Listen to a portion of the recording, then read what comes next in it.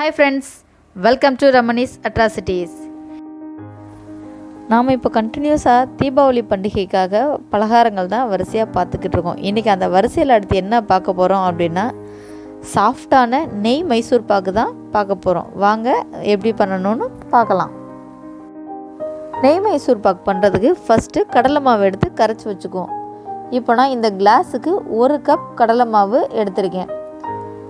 இந்த 1 கிளாஸ் கடலை மாவுக்கு 1.25 கிளாஸ் நெய் தேவைப்படும். 1 கிளாஸ் கடலை மாவு எடுத்துட்டோம். இப்போ 1 கிளாஸ் கடலை மாவுக்கு 1.25 கிளாஸ் நெய்யின்னு சொல்லியிருந்தேன்ல, அந்த 1.25 கிளாஸ் நெய்யில் ஒரு பாதியை மட்டும் எடுத்து இப்போ இந்த கடலை மாவில் ஊற்றி நல்லா கரைச்சி வச்சுக்கோங்க. மிச்சம் இருக்கிற நெய் நம்ம மைசூர் பாக்கு கிளறும் போது தேவைப்படும். அதனால் இப்போ ஒரு பாதி நெய் மட்டும் சேர்த்து கட்டி சேராமல் கடலை மாவை நல்லா கரைச்சி வச்சு எடுத்துக்குவோம்.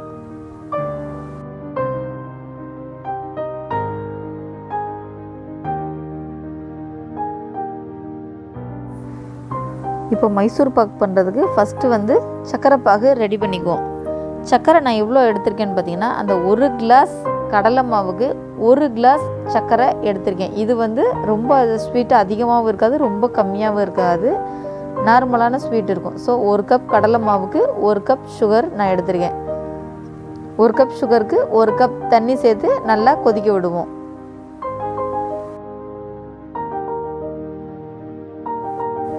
சர்க்கரை இப்போ தான் தண்ணியில் கொஞ்சம் கொஞ்சமாக கரைஞ்சிக்கிட்டு வருது. இந்த ஸ்டேஜில் 2 ஏலக்காவை சும்மா 1 ஸ்பூன் சுகரில் நல்லா பவுடர் பண்ணி சேர்த்துக்கோங்க. உங்கள்கிட்ட ஏலக்காய் தூள் இருந்தால் ஏலக்காய் தூள் சேர்த்துக்கோங்க. ஏலக்காய் தூள் இல்லைன்ற பட்சத்துக்கு 1 ஸ்பூன் சுகரும் 2-3 ஏலக்காயும் சேர்த்து போட்டு நல்லா அரைச்சி இதில் சேர்த்துக்கோங்க. இப்போ நான் அது மாதிரி சேர்த்துக்கிட்டேன். இப்போ தண்ணி நல்லா கொதித்து நமக்கு அந்த பாகு பதம் வர்ற வரைக்கும் கொஞ்சம் வெயிட் பண்ணுவோம். அது வரைக்கும் தண்ணி நல்லா கொதிக்கட்டும். தண்ணி கொதிச்சுக்கிட்டு இருக்கும்போதே ஒரு பிஞ்ச் அளவு உப்பு சேர்த்துக்கோங்க. சக்கரைப்பாகு நல்லா கொதிச்சுக்கிட்டு இருக்கு. இப்போ நான் பதம் பார்த்துக்கிறேன். இன்னும் எனக்கு அந்த ஒரு கம்பி பதம் வரல. ஸோ இன்னும் கொஞ்சம் நேரம் நல்லா கொதிக்கட்டும் அப்படின்னு சொல்லிட்டு விட்டுட்டேன்.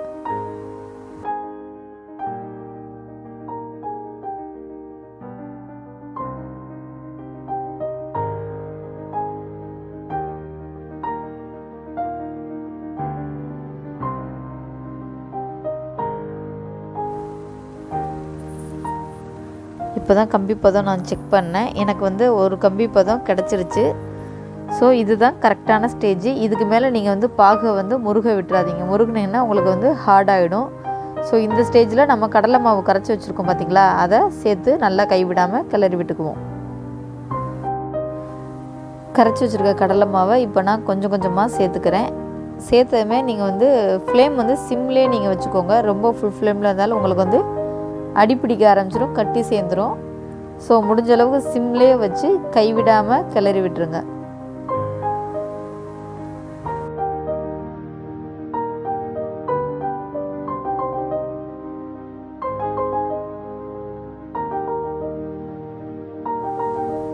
இதை நீங்கள் கிளறி விட்டுக்கிட்டே இருக்கும்போதே கொஞ்சம் கொஞ்சமாக நல்லா இறுக ஆரம்பிக்கும். மாவு நம்ம எவ்வளோ லிக்விடாக இருக்குது, இப்போ கொஞ்சம் கொஞ்சமாக டைட்டாக ஆரம்பிக்கும்.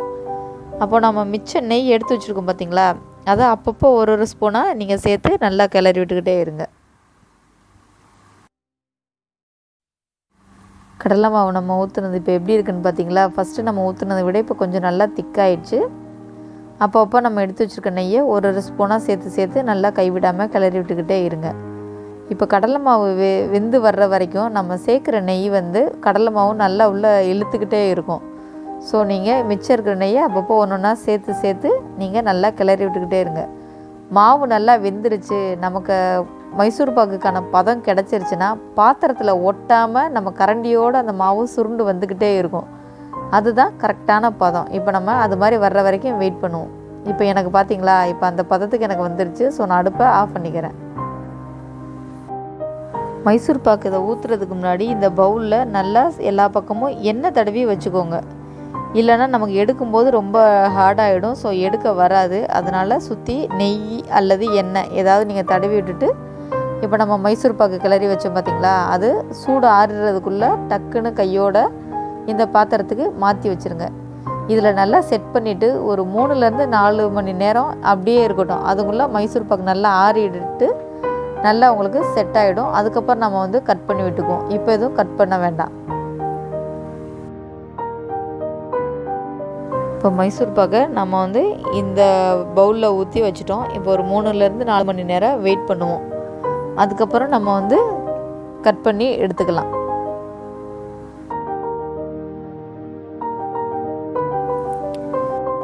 இப்போ வந்து 3லேருந்து 4 மணி நேரம் ஆச்சு. மைசூர் பாக்கு வந்து நல்லா செட் ஆயிடுச்சு. ஸோ இப்போ வந்து நம்ம மைசூர் பாக்கெல்லாம் க்யூபாக கட் பண்ணி எடுத்துக்கலாம். அதுக்கு முன்னாடி நம்ம இந்த மைசூர் பாக்கை பாத்திரத்துலேருந்து வெளியில் எடுத்துக்கலாம்.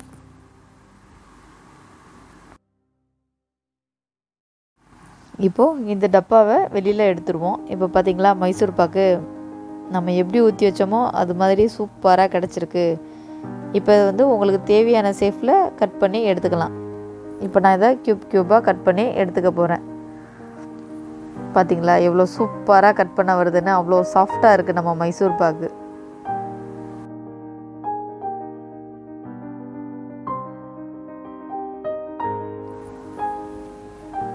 பாருங்களேன் எவ்வளோ குயிக்காக நம்ம சூப்பராக நெய் மைசூர் பாக்கு ரெடி பண்ணிட்டோம். சூப்பராக ரெடி பண்ணின இந்த நெய் மைசூர் பாக்கை நீங்களும் இந்த தீபாவளிக்கு உங்கள் வீட்டில் மறக்காமல் ட்ரை பண்ணி பாருங்கள். உங்கள் வீட்டில் இருக்கிறவங்களுக்கும் செஞ்சு கொடுங்க. இந்த நெய் மைசூர் பாக்கை நீங்கள் ட்ரை பண்ணுறது மட்டும் இல்லாமல் உங்கள் ஃப்ரெண்ட்ஸ் எல்லாருக்கிட்டையுமே கண்டிப்பாக இதை ஷேர் பண்ணி விடுங்க. இந்த நெய் மைசூர் பாக்கை நீங்கள் வீட்டில் பண்ணும்போது எப்படி இருந்துச்சு, டேஸ்ட் எப்படி வந்துச்சுன்னு சொல்லிட்டு மறக்காமல் எனக்கு இன்பாக்ஸில் கமெண்ட் பண்ணுங்கள். இன்னும் ஒரு சூப்பரான வீடியோவோட உங்களை வந்து மீட் பண்ணுறேன். இந்த வீடியோ உங்களுக்கு பிடிச்சிருந்துச்சுன்னா லைக் பண்ணுங்கள், உங்கள் ஃப்ரெண்ட்ஸ் எல்லாருக்கிட்டையுமே ஷேர் பண்ணுங்கள். மறக்காமல் எப்படி இருந்துச்சுன்னு சொல்லிட்டு கமெண்ட் பண்ணுங்கள். நம்ம சேனலை இது வரைக்கும் சப்ஸ்கிரைப் பண்ணாதவங்க ரமணிஸ் அட்ராசிட்டிஸ்க்கு சப்ஸ்கிரைப் பண்ணிக்கோங்க. கூடவே வர பெல் பட்டனை கிளிக் பண்ணிக்கோங்க. தேங்க்ஸ் ஃபார் வாட்சிங்.